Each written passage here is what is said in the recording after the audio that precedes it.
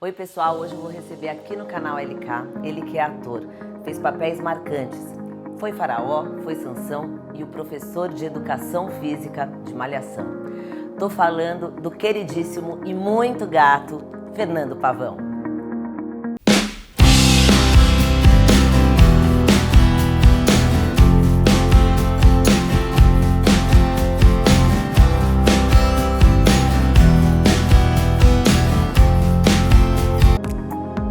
Estou aqui com o Fernando, seja muito bem-vindo. Obrigado, Lara. Que felicidade Obrigado. te receber aqui. Fiquei muito Obrigado. feliz de você ter aceitado esse convite. Claro, vamos bater um papo Vamos aqui. bater um papo, quero saber muitas coisas que eu estou muito curiosa. Eu soube que você foi jogador profissional de futebol. Fui quase jogador profissional. Comecei a jogar futebol muito cedo, com 11 anos, né? E com 14, aí eu fui para São Paulo, né? E aí já era um esquema mais sério de treinar de manhã à tarde, aí tive que mudar meus estudos, fui estudar à noite e tal. E isso foi até os 20 anos, joguei até os 20 anos. Uau. Com 17 eu já subi para o profissional, já treinava no time profissional de São Paulo. Treinava com Careca, Miller, Falcão, legal. era um timaço, enfim. Foi uma experiência muito legal. Mas, sei lá, com 20 anos eu falei, acho que eu não quero, não é isso que eu quero para minha vida, Virou não. uma chave. Virou uma chavinha e eu falei, não quero. Óbvio que foi um choque, né, na minha família, porque eu estava encaminhando minha vida para ser um atleta profissional. Minha mãe, meu pai ficaram super assustados, mas foi uma decisão consciente, assim, sabe? Eu não me via tendo a rotina de um jogador de futebol. Não ficou meio na dúvida? Você falou assim, não, realmente eu não quero mais. Porque eu vivi isso, né? Eu tive essa experiência de viver todo o processo e a vida de um jogador é uma vida difícil, né? Porque você treina, joga e concentra. Tem muita Treina, joga e abdicação, né? concentra. Da vida social. Sim, sim. Você abdica muito desse lado, convivência com a família, porque você viaja muito, né? Mas, enfim, estou super feliz com a carreira que eu escolhi, para te falar Que bom, a verdade. né? Estamos todos, que adoramos te assistir. Obrigado. E você é São Paulino? Não, eu sou palmeirense. Jura? Sou Mas palmeirense. já era palmeirense? Sempre fui palmeirense. Mentira. Não tem um palmeirense na minha família, mas eu sempre fui palmeirense. Jura? Que Meu loucura. pai falou que com 3 anos de idade, eu cheguei para ele e pedi uma camisa do Palmeiras. Meu pai é santista, minha mãe, a família dela com quem eu convivi muito, toda São Paulina. E eu falei, eu quero sou palmeirense. Nada. Gostava da cor, gostava do time. Mas eu acho que eu peguei uma fase boa, né? Porque eu nasci em 71 e o Palmeiras foi bicampeão brasileiro 72, 73. Então acho que eu peguei essa onda aí, acho que fui nela. Por isso é amigo do Alê, então, né? Entendi. Me conta uma coisa, como foi interpretar o Eucana na novela Reis? Eucana foi um personagem, assim, bastante diferente dos que eu já tinha feito, assim. Porque ele era um personagem muito doce. Ele era uma pessoa muito doce e muito diferente do que eram os homens na época, né? Assim, a gente está falando de uma época muito antiga em que o patriarcado imperava e era sempre o homem que era a figura mais forte dentro da família. E nesse caso não era a mulher dele, Ana. E ele aceitava essa condição, sabe? Ele tinha uma relação com ela tão bonita, tão Madura. delicada. Uma relação delicada, de compreensão, né?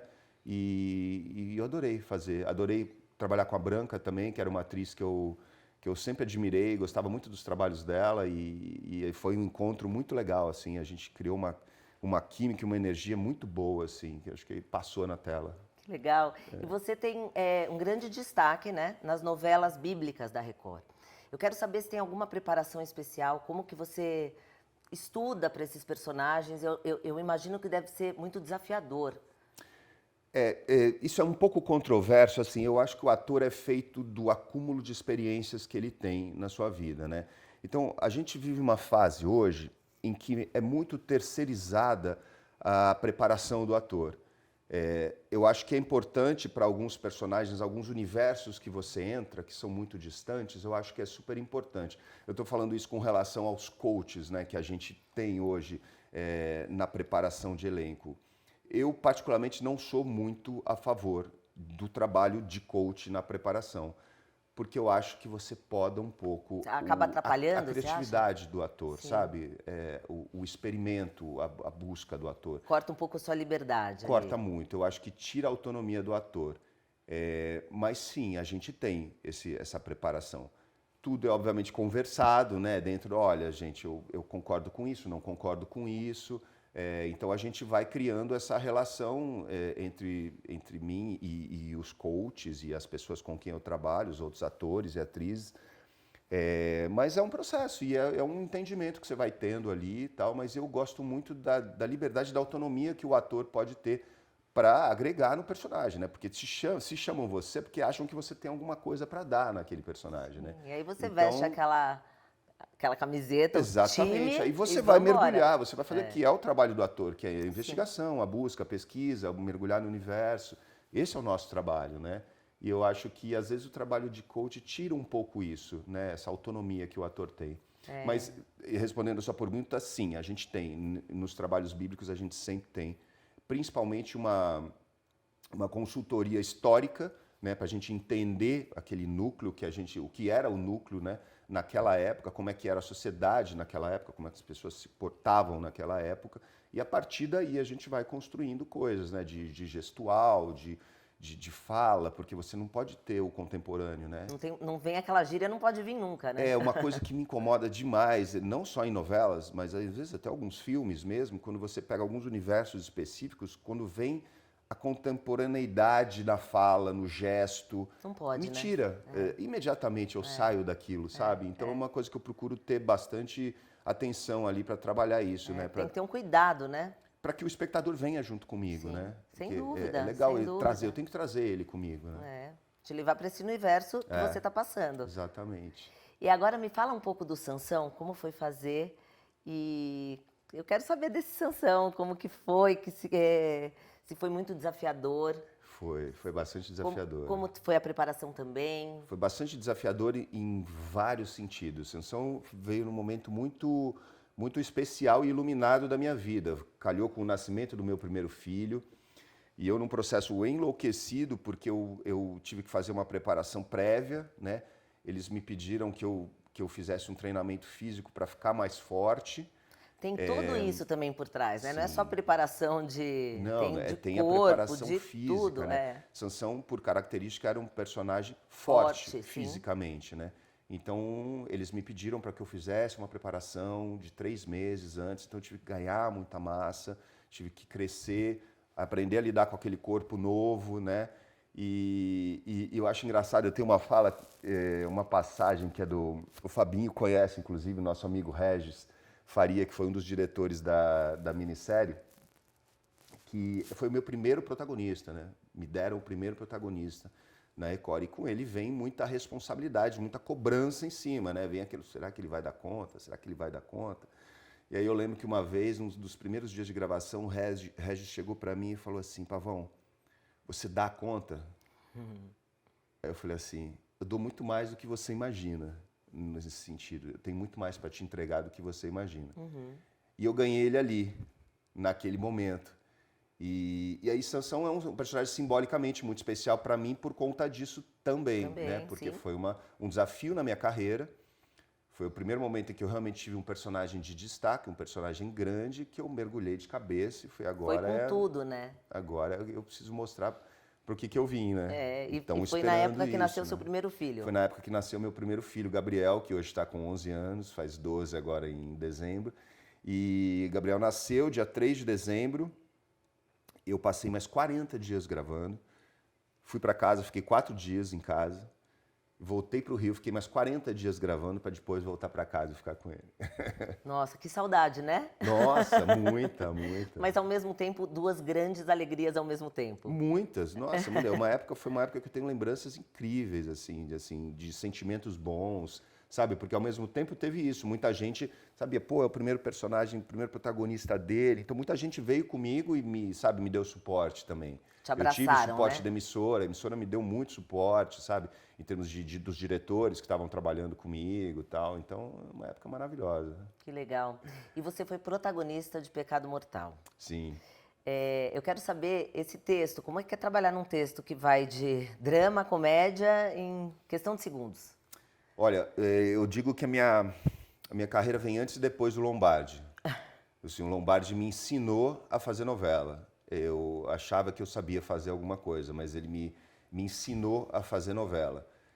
Primeiro pelo volume de cenas e de texto que eu tinha, né? Eu tinha mais ou menos por volta de 50, 60 páginas de texto todo dia para decorar.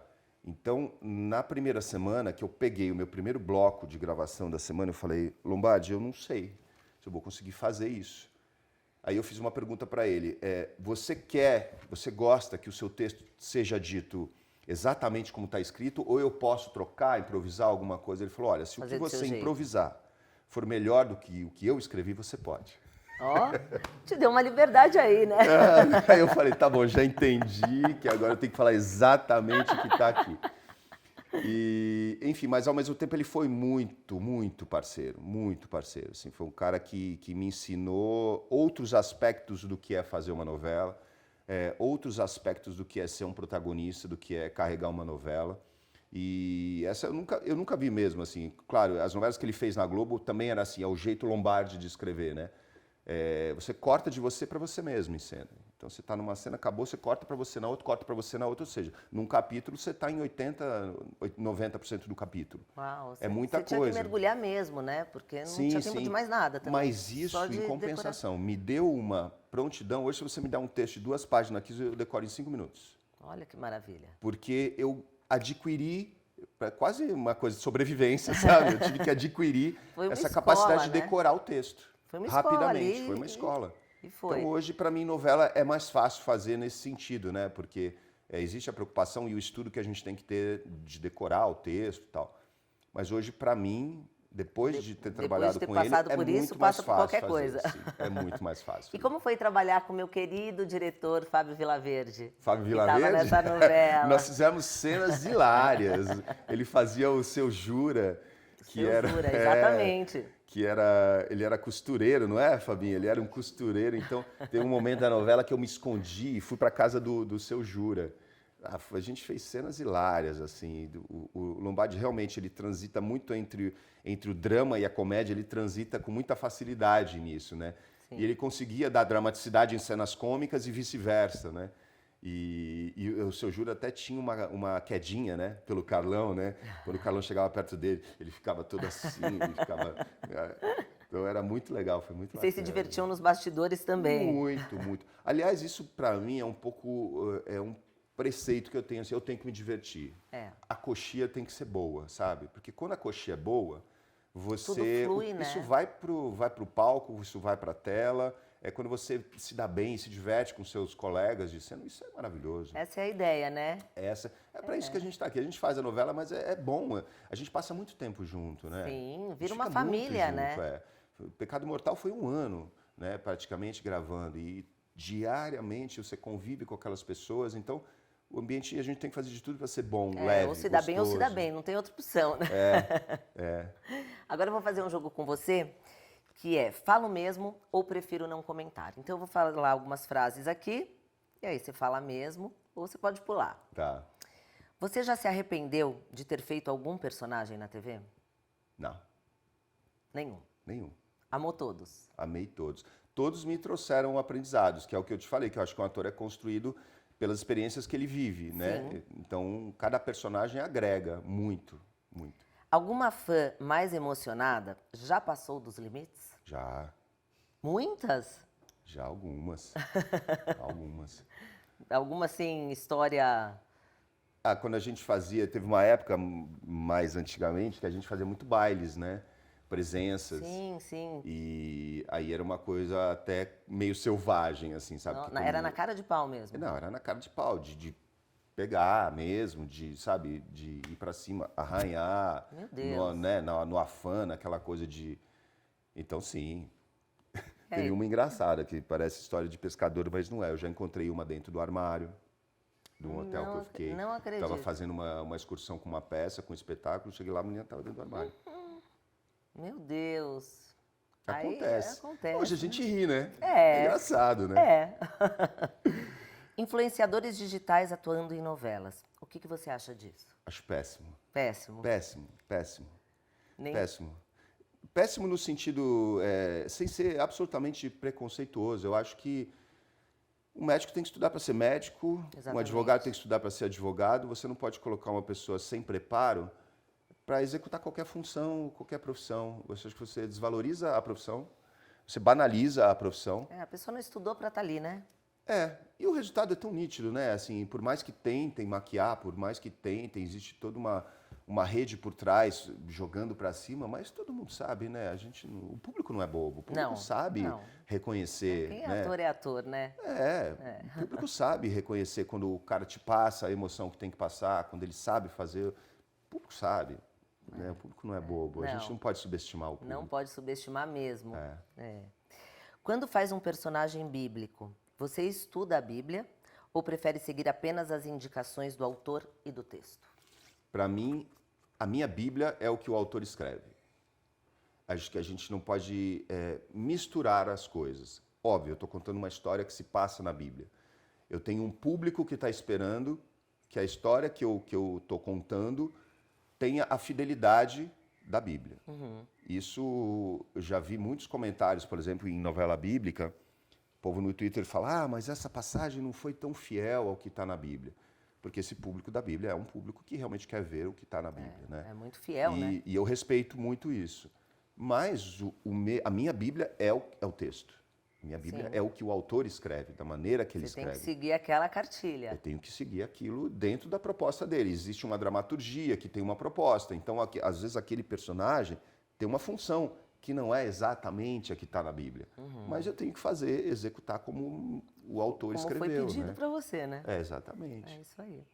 E vem cá, Fernando, você multifacetado, já foi jogador, é ator e fiquei sabendo que foi backing vocal de Edson Cordeiro. Sim. Como é que foi isso? Que máximo! Vou te falar que foi uma das experiências mais legais e que mais se aproximaram com a emoção de você jogar num estádio lotado. Jura? Porque assim, a gente chegou a fazer shows, o Edson tem um público muito forte no Nordeste, em Recife particularmente. A gente fechou para 40 mil pessoas. Uau. Em Recife. Uau! E foi uma experiência incrível, assim, tanto pela convivência com ele, né? Porque eu não sou um cantor. Eu comecei fazendo teatro musical. Então, assim, eu tenho uma boa musicalidade, eu sou afinado, tenho ouvido, tudo, mas eu não sou um cantor solista. Né? Se eu fosse fazer um musical, por exemplo, eu não tenho nível para fazer um musical dos que se fazem hoje em dia. Né? Um Daniel Boaventura, não tenho esse nível vocal, técnico vocal. Mas eu sou um cara que sei cantar, sou afinado, tenho musicalidade e tal. E por conta de um espetáculo que eu fazia, que se chamava Noturno, que era na Companhia dos Menestréis do Oswaldo Montenegro, que foi onde eu comecei a fazer teatro, o preparador do Edson, já falecido, o Luciano, ele me chamou e falou, o Edson está fazendo um teste para um projeto novo dele e eu queria que você fizesse o teste. Eu falei, tá bom. Fui lá, fiz o teste, aí passei eu e um outro backing, o Rogério Matias, que esse mesmo é músico, pianista, maestro. E aí a gente começou. Fizemos o teste, já começamos a ensaiar, ficamos um mês no estúdio ensaiando e gravamos o CD ao vivo primeiro, Disco Clubbing, ao vivo lá no Rio, no Ballroom. E assim, o disco foi um sucesso, foram 100 mil cópias, disco de ouro, fomos na Xuxa receber disco de ouro, tudo. Tem um disco de ouro até hoje em casa. Que massa. E, enfim, viajei o Brasil inteiro por um ano. Ficou um ano fazendo isso? Um ano, Gravei 2 discos, porque logo em seguida, depois de uns 6, 8 meses, a gente gravou o segundo, esse em estúdio. Mas aí eu fui chamado para fazer Malhação. Sim. E aí eu tive que sair porque as viagens não conseguiria conciliar. Não dá para conciliar, né? E aí, como a minha carreira, eu estava privilegiando atuar mesmo, aí eu falei, olha, vou ter que sair, Tem infelizmente. que fazer uma escolha, né? E aí fui fazer Malhação. Que era o caminho que você queria mesmo, que era atuar, Era o caminho que eu queria. Mas você vê, um trabalho que aparentemente não tinha a ver com a atuação, me trouxe grandes experiências, assim. Foi muito legal. Nessa turnê, que tinham muitas fãs enlouquecidas. Passava muito. Que era, o público do Edson é majoritariamente gay. Eu era o único hétero da banda. E enfim, então aí aconteciam essas coisas, né? Aí a galera alucinava. Tinha muita mulher, era impressionante como tinha mulheres nos shows dele. A gente fez shows aqui no Circo Picadeiro, que tinha ali na Cidade Jardim. Era uma loucura, o que tinha de mulher no show, e elas realmente avançavam. A gente usava um figurino super exótico, anos 70 pra caramba. Legal. E foi ótimo, adorei. Que máximo. E você foi dirigido pelo Jô Soares. Fui 2 vezes. Como foi trabalhar com ele? Como que era essa parceria aí? Outra aula, né? Assim, outro cara que sabia tudo Um gênio, de né? teatro, sabia tudo de comédia. E eu fiz 2 espetáculos com ele, 3 Dias de Chuva, que era um drama, esse era um drama bem pesado. E era eu, Otávio Martins e Carolina Ferraz. E depois fizemos Troilo e Cressida no SESI também, que é uma comédia, é considerada uma comédia meio maligna do Shakespeare, sabe? Era uma comédia que todo mundo tinha medo de montar, ela carregava a coisa de ser, não vamos montar Troilo e Cressida, porque não dá, é fracasso. Todo mundo que montou Troilo e Cressida foi fracasso. E a gente quebrou essa regra e foi o maior sucesso lá no SESI. Isso aí, vamos quebrar isso. Um elenco de 30 atores também, um baita elenco, e era uma diversão. E o Jô era daqueles assim, ele ia no camarim da gente e ficava lá, ele queria escutar todas as histórias de bastidor, todas essas sacanagens que a gente faz no bastidor de um espetáculo, ele adorava. E a gente fazia coisas realmente... A peça era uma comédia, uma crítica muito ácida, mas ela era uma comédia rasgada. Então a gente fazia coisas dentro da peça para sacanear amigos e colegas em cena, que ele adorava, que a gente subvertia um pouco, né, a ordem dele e a direção dele, né? Por exemplo, tinha uma hora em que gregos e troianos estavam frente a frente no palco, eles iam iniciar uma batalha e todos sacavam as espadas da bainha ao mesmo tempo. Então uma vez a gente colou a espada de um colega, e na hora que ele foi puxar a espada não veio. E aí todo mundo com a espada, e todo mundo olha para ele assim, né? E o Jô adorava essas histórias, ele amava essas histórias. Com o mesmo ator nós fizemos assim, nós botamos um monte de purpurina na bainha da espada dele. Com o mesmo ator? Com o mesmo ator. Mas era na hora que ele bullying com esse puxou ator. a espada, veio um monte de purpurina. Assim. Aí novamente todo mundo olha para ele assim, pô. Era sempre com esse, né? Mas foi uma experiência incrível, meu. O Jô era um cara que sabia muito. A comédia é um pouco matemática, né? A comédia tem uma coisa da matemática, do tempo, 3 vezes, é o tempo da piada. E era batata, assim, quando a gente não acertava uma piada no ensaio, ele falava, não, peraí, olha só, você faz isso, conta 2 e segue a fala. Era batata. O público vinha abaixo. Era impressionante. Ele era um gênio. Ele era um gênio. Um gênio mesmo. Agora eu quero saber do Guto, o professor da Malhação, no auge lá da múltipla escolha. Pois é, o Guto foi engraçado. A Malhação foi uma ótima escola para mim, assim, muito no sentido... foi minha segunda novela, né? Não sabia nada. E era uma coisa que, assim, eu lembro que teve um diretor que chegou para mim e para todos os atores novos, muita gente nova estava começando ali, né? Ele falou assim, olha, a televisão é cada um por si. Aí como é que isso bate num monte de moleque que está chegando, que está enlouquecido para fazer sucesso, para ter... Né? Óbvio que aquilo criou um ambiente de competitividade, de rivalidade muito grande, né? Então eu aprendi o que não era para fazer na televisão. Foi ótimo. Porque a televisão é o contrário disso, né? A televisão é o jogo junto. É um time, você né? junto com seu colega, com o câmera, com a luz, é um processo colaborativo, né? Sim. É o que você falou, tá numa novela, você fica um ano ali com as mesmas pessoas, né? Sim. Vira uma família. Sim. Tem que se dar bem com todo mundo. Tem que se dar bem com todo mundo. Mas foi isso aí. muito bom nesse sentido, assim, você sai da escola de teatro, você sai idealista, né? Você sai achando que é uma coisa e não é. O mercado, às vezes, é duro, é competitivo, tem rivalidade, sim. Tem ego. Né? Tem egos, muitos egos. E a gente tem que aprender a conviver com isso numa boa, né? Driblar, né? Driblar e não se deixar infectar por isso. É né? isso aí, arrasou. Vou fazer um outro jogo com você, vou te dar uma frase e você vai me falar a primeira coisa que vier na sua cabeça. Tá. Meu personagem favorito é? Carlão. Tenho saudades de? Da minha infância. Alguma cena que não queria gravar? Nenhuma. Um livro de cabeceira? Qualquer um do Saramago. Filme preferido? Agora você me pegou. Eu sou péssimo para isso. Eu não consigo reduzir a um. Nossa, tão difícil. Mas acho a trilogia do Poderoso Chefão. Viagem que foi uma roubada? Fui para Paris uma vez com com a Maria, minha esposa, ela falou, pô, peguei um hotel super legal aqui, indicação de uma amiga. Meu, cheguei no hotel, cara, não é possível. Isso foi indicação de uma amiga. Só Ou de pode ser inimiga. inimiga, né? Porque não é possível. Era um horror. Nossa, o hotel era horror. O hotel era um horror. Eu acho que era inimiga mesmo. Eu acho que era inimiga, não era muito amiga, não. Um sonho.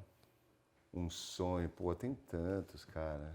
Sei lá, ver meus filhos felizes, crescerem felizes, saudáveis. Você tem quantos filhos? 2. 2. Tenho 2. De 11? Um de 11 e um de 7. Acho que faz 8 agora, domingo que vem. Ah, parabéns. Obrigado. Ser ator é? Ser ator é o maior aprendizado que eu posso ter na minha vida, assim. Ser ator me ensinou tudo que eu sei e tudo que provavelmente eu vou aprender na minha vida em termos de amadurecimento, de vida, do que é a vida.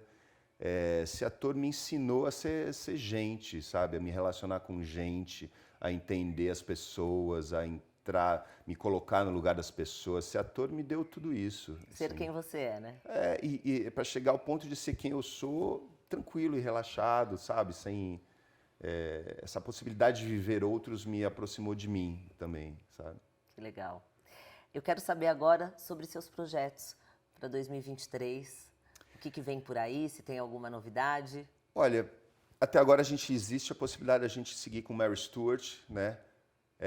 Eu não sei, provavelmente eu devo fazer alguma coisa na televisão, porque esse ano eles me deram um ano, como eu vinha emendando novelas uma na outra, eles me deram um ano de folga, né? Sabático. E então, assim, consegui fazer 2 espetáculos, fiz Terremotos, agora estou em Mary Stuart e agora eu espero voltar para a TV. Eu acho que eles vão me chamar para alguma coisa o ano que vem. Tomara, porque a gente quer te ver. Não, eu tô com saudade também. Um ano é longe, né? Um ano é bastante. Eu sinto saudade Vai ficar longe, também, né? Que bom, espero ver você nas telinhas. Quero te ver no teatro. Por favor, vocês são meus convidados, por favor. Quero te agradecer a presença. E eu tenho uma lembrancinha aqui da nossa chefe, que é uma geleia de jabuticaba que ela fez. Ai, que maravilha. Adoro geleia, aqui adoro de casa. jabuticaba. Aqui do pé de casa. Obrigado. Eu agradeço muito a sua presença. Eu que Foi agradeço. um papo incrível. Obrigado. Venha mais vezes. Quando vocês me chamarem, eu venho. Fechado, então. Bati um papo aqui delicioso com Fernando Pavão e eu espero vocês. Cortou?